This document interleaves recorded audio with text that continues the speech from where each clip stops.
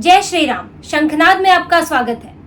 जो आम आदमी पार्टी 2 दिन पहले चिल्ला रही थी कि हाई कोर्ट ने लोअर कोर्ट के फैसले पर रोक लगाकर अरविंद केजरीवाल की जमानत रोककर न्याय व्यवस्था के साथ खिलवाड़ किया है, जो आम आदमी पार्टी इसे मोदी की गुंडागर्दी बोल रही थी, जो इसे ईडी की गुंडागर्दी बोल रही थी और संजय सिंह इल्जाम लगा रहे थे कि कोर्ट का ऑर्डर आने से पहले ही, कॉपी ऑर्डर की आने से पहले ही ईडी जो है वो हाई कोर्ट पहुंच गई और हाई कोर्ट ने फैसले पर रोक लगा दी।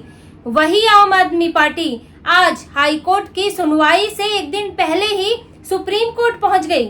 हाई कोर्ट ने अभी सुनवाई करनी है जमानत पर, मंगलवार को इस पर सुनवाई होगी और आम आदमी पार्टी से, केजरीवाल से इतना भी सब्र नहीं हुआ और वो आज रविवार को ही सुप्रीम कोर्ट, जबकि आज छुट्टी वाले दिन सुप्रीम कोर्ट याचिका लेकर पहुंच गए कि हाई कोर्ट ने जो मेरी जमानत पर रोक लगाई है वो फैसला गलत है, उससे वो कानून का उल्लंघन करता है, मुझे टारगेट किया गया है। ये सब बोलते हुए सुप्रीम कोर्ट अर्जी लेकर पहुंच गए। उनके प्यारे वकील अभिषेक मनु सिंघवी, जो ज्यादातर सुप्रीम कोर्ट में ही कुछ बेहतर कर पाते हैं, वरना लोअर कोर्ट में और हाई कोर्ट में तो वो न जमानत दिलवा पाते हैं, ना वो अंतरिम जमानत दिलवा पाते हैं, ना नियमित जमानत दिलवा पाते हैं।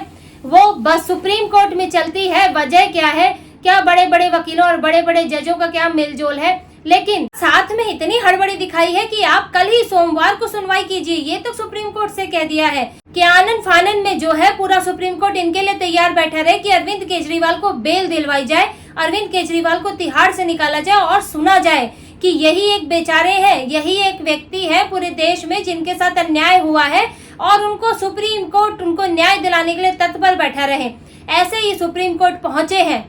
बात ये है कि ये लोग शायद समझ चुके हैं कि हाई कोर्ट इनको बेल देने से रहा, क्योंकि जो सुनवाई के दौरान अभी एक दिन पहले जब सुनवाई हुई थी तो उसमें बातचीत जो हुई, उसमें सुनवाई हुई, जो दलीलें दी गई, उसमें साफ बताया गया कि लोअर कोर्ट में फैसला देते हुए किन किन चीजों का ध्यान नहीं रखा गया, किन सबूतों का ध्यान नहीं रखा गया, किन तथ्यों को नजरअंदाज किया गया।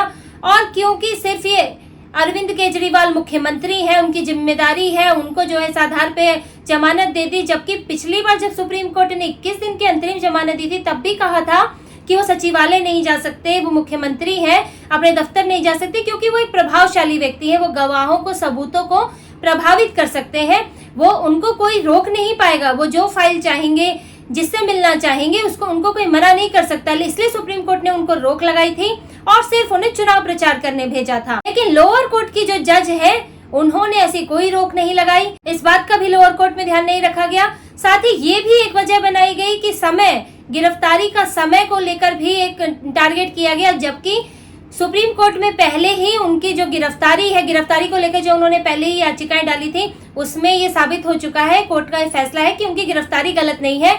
ना समय की बात उसमें कोई आती है, ना ही कोई ऐसा कि मोटिवेशन में ऐसा किया गया है क्योंकि उनकी गिरफ्तारी जरूरी थी इसलिए की गई है। तो बहुत सारी चीजें हाईकोर्ट में चर्चा हुई, दलीलें दी गई और इस वजह से कहीं ना कहीं आम आदमी पार्टी को लग रहा है, केजरीवाल को लग रहा है कि उन्हें हाई कोर्ट अब बेल नहीं देगा। इतना मेहरबान उन पर अचानक से अब हाई कोर्ट नहीं होने वाला है, इसलिए तुरंत सुप्रीम कोर्ट पहुंच गए कि कहीं इस पर ये किया जाए कि हाई कोर्ट पर दबाव बने कि भाई हाई कोर्ट ने लोअर कोर्ट के फैसले पर रोक लगा दी है और सुप्रीम कोर्ट में से पहले भी उन्हें अंतरिम जमानत मिल चुकी है। जस्टिस दीपांकर दत्ता और जस्टिस संजीव खन्ना की वो बेंच थी, जब इन्हें जमानत, अंतरिम जमानत मिली थी तो इन्हें सुप्रीम कोर्ट से कुछ ज्यादा उम्मीदें रहती हैं।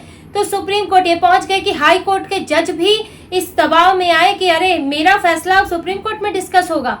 तो एक तरह से आप एक निचले कर्मचारी का जो फैसला है, जो काम है, वो ऊपर के कर्मचारी, ऊपर के बॉस के पास ले जा रहे हैं, तो उसको थोड़ा सा तो दबाव होगा ही।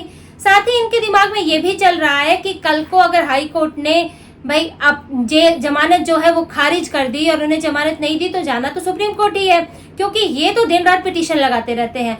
Lower court, high court, supreme court, उसमें तरह तरह की पिटीशन लगाते हैं, रिव्यू पिटीशन, क्यूरेटिव पिटीशन। तो उनको तुरंत हाई कोर्ट से अब सुप्रीम कोर्ट जाएंगे, सुप्रीम कोर्ट में पहले ही मामला होगा तो वहां पर समय नहीं लगेगा, वो मामला साथ ही साथ चलता रहेगा और जमानत का फैसला होने में ज्यादा वक्त नहीं लगेगा। लेकिन इनका देखिए दोहरा रवैया देखिए कि जहां अपने लिए ये सोचते नहीं है, एक दिन भी नहीं बीता उसी दिन 2-2 पिटीशनें लगा देते हैं। कई कई बार तो ऐसा होता है और एक ही आदमी की कई पिटीशन चल रही होती है, कहीं अगर गिरफ्तारी गलत है, कहीं अंतरिम जमानत, कभी नियमित जमानत। और मनीष सिसोदिया से लेकर संजय सिंह, केजरीवाल, सबके मामले में ये सारी पिटीशन लगी है। वहाँ अगर ईडी लोअर कोर्ट के फैसले के बाद अगर हाई कोर्ट पहुंचती है तो इनको कांटे लगने लगते हैं, तो इनकी परेशानी बढ़ जाती है कि आखिर ईडी कैसे चले गई। यानी कि ईडी कठपुतली है, कोर्ट का, लोअर कोर्ट का फैसला है, मान के बैठ जाए, उसको जो है कानूनी अपने अधिकारों को इस्तेमाल करने का कोई हक नहीं है। ये सारे हक इनके पास है। तो ये भी एक अपना इनका ये प्रिविलेज है, क्योंकि ये मंत्री है, मुख्यमंत्री है, तो ये सोचते हैं कि हम तो अधिकारियों से ऊपर है, हमें तो प्रिविलेज मिलना चाहिए, हम सारे अधिकार इस्तेमाल करें।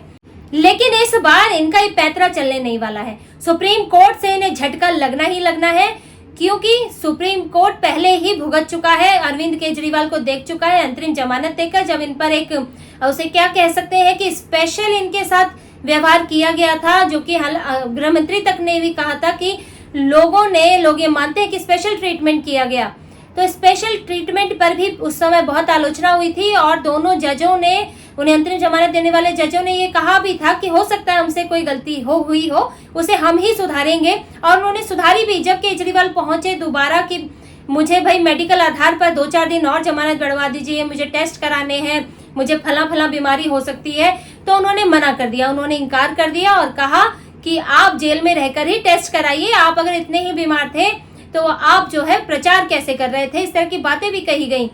तो अरविंद केजरीवाल को एक बार सुप्रीम कोर्ट भुगत चुका है, तो अब दोबारा नहीं भुगतना चाहेगा, और कम से कम आनन फानन में तो नहीं भुगतना चाहेगा। हो सकता है कि उनकी याचिका सुनी ही ना जाए, और सुनी जाए तो उनको बोल दिया जाए कि अभी आप हाई कोर्ट के फैसले का इंतजार कीजिए, क्योंकि हाई कोर्ट ने कोई गैर कानूनी फैसला नहीं लिया। ईडी ने मांग की कि इस मामले की सुनवाई और तब तक स्टे लगाया जाए, और ऐसा पहले भी सब मामलों में ऐसा होता है कि लोअर कोर्ट से जो फैसला आता है, जब वो हाई कोर्ट पहुंचता है तो उस फैसले पर रोक लग जाती है। कई बार अदालतें ऐसा फैसला लेती हैं, सुप्रीम कोर्ट भी लेता है।